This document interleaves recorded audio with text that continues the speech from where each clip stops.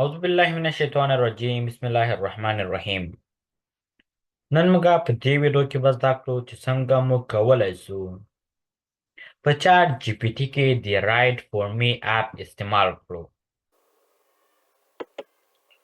نو راځئ چې دا دار شروع کړو.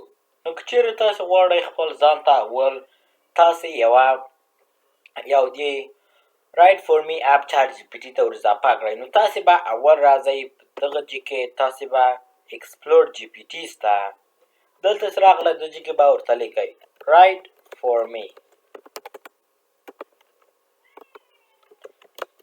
می نو دا مو چې ولیکو ګوره ده رایټ فور می دغه اولنی به سلیکټ هغه کلیک کوئ، دا مې چې وښو بیا به سټارټ چاټ وښئ.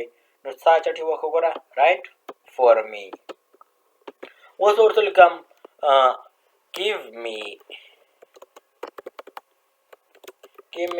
12 types of healthy food. نو انټر چې وښو نو ګوره اوس موږ ته ګوره دغه موږ ته لیکي ګوره here are 12 types of healthy foods that provide essential nutrients and promote overall well-being. نو موږ ګوره 12 دانې موږ ته ګوره ډوډۍ راکړې چې هغه داسې ده لکه پایده لري. کولی شئ لکه مثالا ورته لیکئ د چې کې تاسې نیو چارټ سره واخلئ.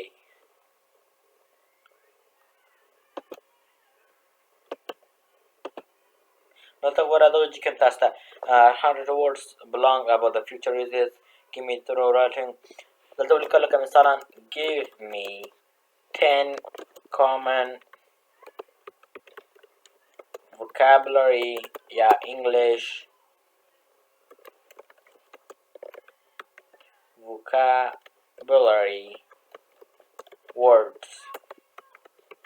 نو موږ چې انټر وښو نو موږ ته اوس هغه راکړي ګوره sure here are 10 common English vocabulary words. اول house a place where people live. دوم نو ګوره تاسې موږ ته ګوره لاس دانې راکړه readable.